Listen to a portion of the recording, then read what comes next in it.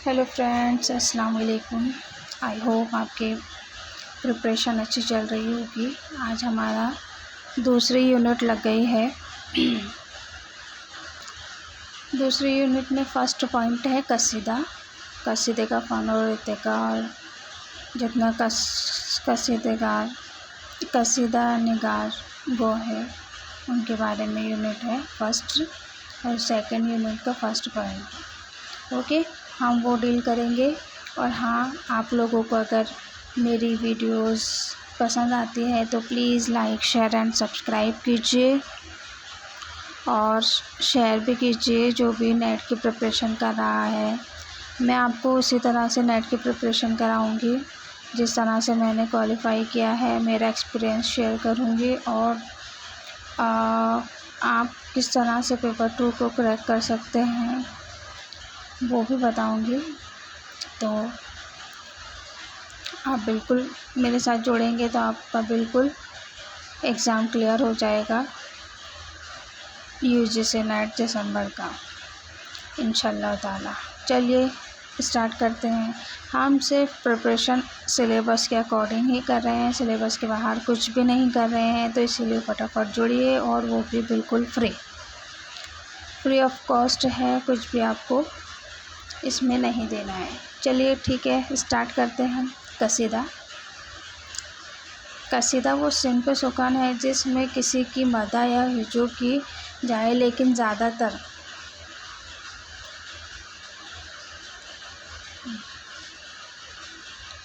कसाइद मदह व तौसीफ़ ही की गर्ज से लिखे गए हैं। इसके अलावा मनाज़िर, कुदरत, पंदो, नसाई, माशी बदहाली, सियासी इंतशार वगैरह जैसे मौज़ूआत भी कसीदा में बयान किए जाते हैं। कसीदे के अज्जाए तरकीबी मुंदरज झैल है। नंबर 1 तशबीह, नंबर 2 गुरेज़, नंबर 3 मदह, नंबर 4 दुआ या हुस्न तलब। ओके, कसीदे की इब्तिदा अरबी शायरी से हुई है। ये अक्सर पूछता है, कसीदे की इब्तिदा किससे हुई है। कसीदे की इब्तिदा अरबी शायरी से हुई है। अरबी से ये सिंफ़ सुकन फ़ारसी शायरी में पहुँची। यानी कसीदे की इब्तिदा अरबी से हुई है, अरबी से ये सिंफ़ सुकन फ़ारसी में पहुँची। ठीक, और फ़ारसी के असर से उर्दू शायरी में इस सिंफ़ सुकन को फ़रोग़ मिली। पहले अरबी में, फिर फ़ारसी में, फ़ारसी से फिर उर्दू में आई है।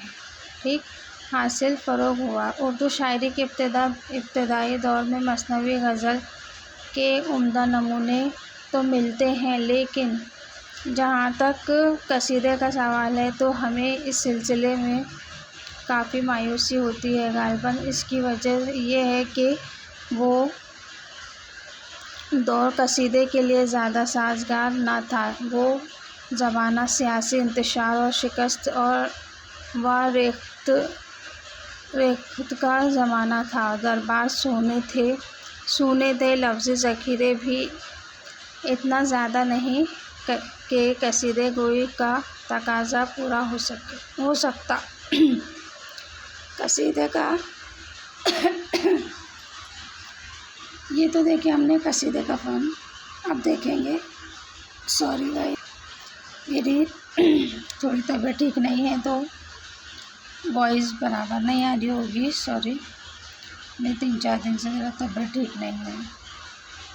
अब हम देखेंगे कसीदे का इर्तिका, बट प्रिपरेशन तो करवानी है आपको।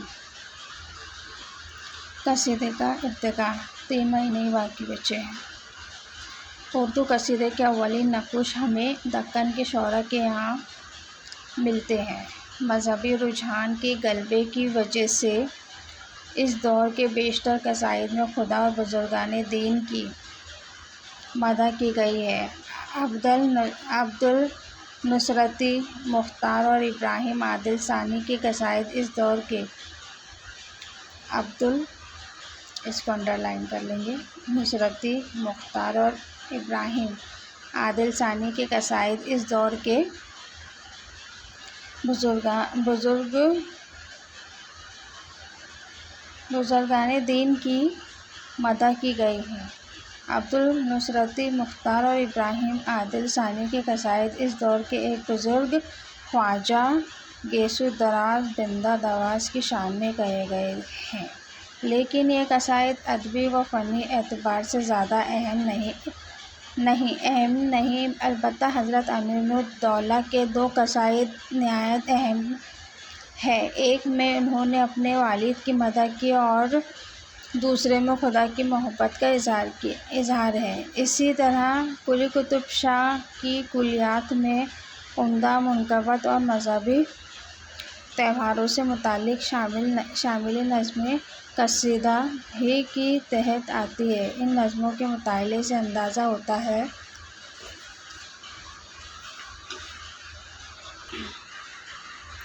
کہ ان نظموں کے قصیدوں کا نقطۂ آغاز قرار دینا بے جا نہ ہوگا۔ قدیم قصائد میں نصرتی کی علی نامہ میں شامل قصائد فنی اعتبار سے کافی اہم ہیں۔ یہ قصائد فارسی زبان کے بہترین قصائد کو سامنے رکھ کر لکھے گئے ہیں۔ آج بھی ان کی فنی حیثیت اسی طرح مسلم ہے جس طرح سودا اور ذوق کے قصائد کی۔ شمالی ہند میں اولین قصیدہ فائز دہلوی کی کلیات میں مناجات اور منقبت کی شکل میں ملتے ہیں۔ حاتم و شاکر ناجی نے شعر عشوق کی شکل میں قصیدے کہے، لیکن صحیح معنوں میں شمالی ہند میں قصیدے کو باقاعدہ فن کی حیثیت دینے والے سودا اور میر ہیں۔ شمالی ہند اردو قصیدے کو درجہ کمال تک پہنچانے والے سودا ہے۔ سودا کو فن قصیدہ گوئی سے پوری ذہنی مناسبت تھی۔ قصیدہ گوئی کے لیے جس بلند تخیل، مضمون آفرینی، خیال بندی، قدرت زبان اور ذہنی اپچ کی ضرورت ہوتی ہے، وہ سودا میں بدرجہ اتم موجود تھی۔ یہ ان کی ذہنی اپچ ہی تھی کہ انہوں نے اپنی جدت طبع، ندرت فکر اور وسعت خیال سے اپنے قصائد میں ایسی گلکاریاں کی ان کے قصائد خاقانی و عرفی کے قصائد کے ہم پلہ ہو گئے۔ سودا نے اتنا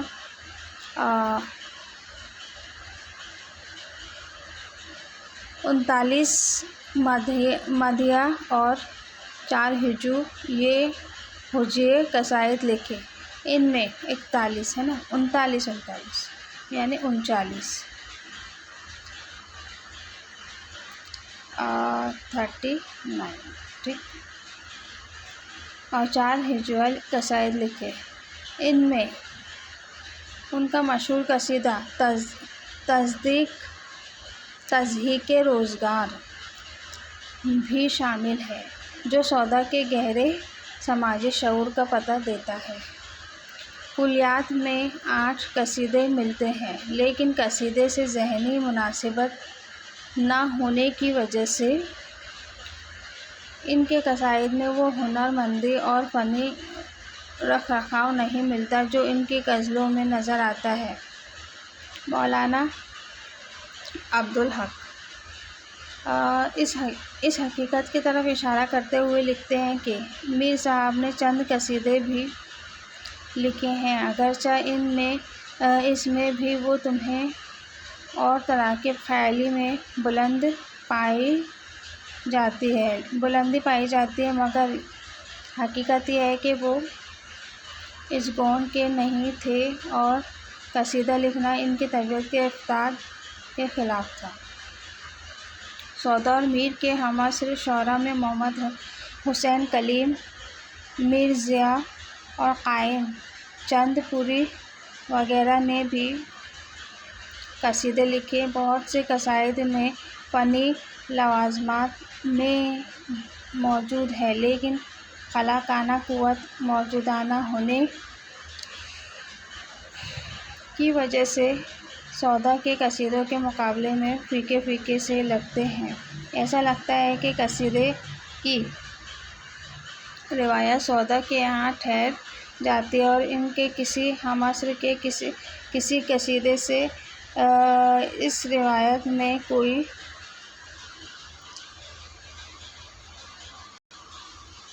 سودا اور ان کے ہمعصر قصیدہ نگاروں کے بعد میر حسن انشا اور مصطفیٰ نے قصیدے کے روایت کو آگے بڑھایا۔ میر حسن نے 7 قصیدے لکھے، لیکن ان قصیدوں میں مثنوی پن کا رنگ جھلکتا ہے اور قصیدہ مثنوی کے سانچے میں ڈھلتا ہوا نظر آتا ہے۔ انشا کے قصیدے البتہ قابل توجہ ہیں۔ سودا کی طرح انہیں بھی قصیدے سے ذہنی مناسبت تھی۔ وہ مشکل زمین و عالمانہ خیال اور بھاری بھرکم ترکیبوں سے قصیدے کے فنی لوازمات پورا کرنے میں کامیاب نظر آتے ہیں۔ مضمون آفرینی، بلند خیالی اور جوش بیان کے اعتبار سے بھی یہ قصیدے اپنا جواب نہیں رکھتے۔ البتہ نامانوس عربی و فارسی الفاظ و تراکیب اور غیر معروف تلمیحوں اور اصطلاحوں سے ان کے بعض قصائد پیچیدہ، گنجلک اور ناقابل فہم ہو گئے۔ انہوں نے فارسی اور اردو دونوں زبانوں میں قصیدے لکھے ہیں اور اردو قصیدوں کی تعداد 10 ہے۔ ان قصائد میں کچھ تو حمد و منقبت ہے اور بعض میں سلاطین و امراء کی مدح کی گئی ہے۔ مصطفیٰ نے بھی اردو اور فارسی میں قصیدے کہے۔ ان کے قصیدوں میں شان و شوکت اور بلند خیالی تو ہے، لیکن جوش بیان کم نظر آتا ہے۔ ان کے قصیدے غیر مانوس الفاظ و تراکیب سے بوجھل نہیں، اس لیے آسانی سے سمجھ میں آ جاتے ہیں۔ سودا کے بعد اگر کسی نے قصیدے کو صحیح معنوں میں سمت و رفتار دی تو وہ ذوق ہے۔ اس بات پر نقادوں کا اتفاق ہے کہ سودا کے بعد سب سے بڑے قصیدہ نگار ذوق ہیں۔ ذوق کے زیادہ تر قصائد اکبر شاہ ثانی اور بہادر شاہ ظفر کی شان میں ہیں۔ ذوق قصیدے کے فنی تقاضوں کو پورا کرنے میں بڑی حد تک کامیاب ہے۔ لفظوں کی شان و شوکت اور آگہی کے اعتبار سے ان کے قصیدے فن کی بلندیوں کو پہنچ گئے ہیں۔ بقول ڈاکٹر ابو محمد سحر، ذوق کا فن تقلیدی ہونے کے باوجود صناعی اور فنکاری کا ایک کامیاب نمونہ ہے۔ الفاظ کی شان و شوکت، بلند آہنگی، زبان کی صفائی، مضمون آفرینی اور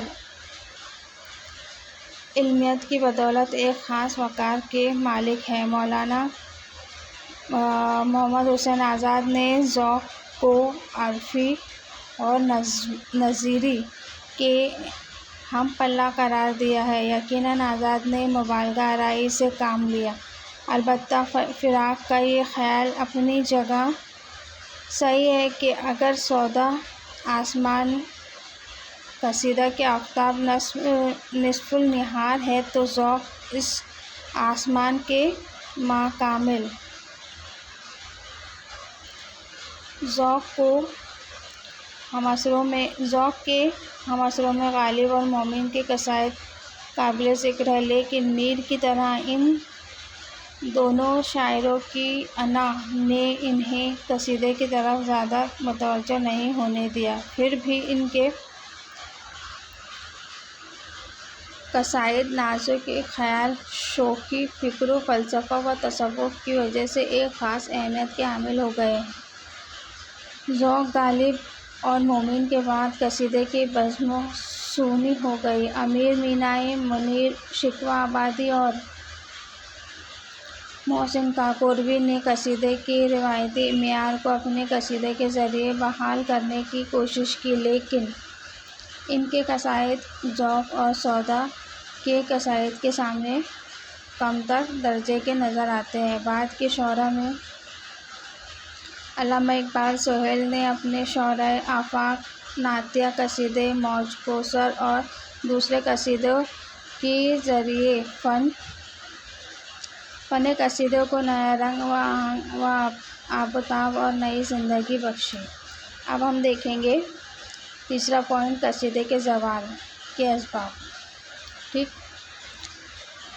موجودہ زمانے کی فضا قصیدے کے لیے سازگار نہیں۔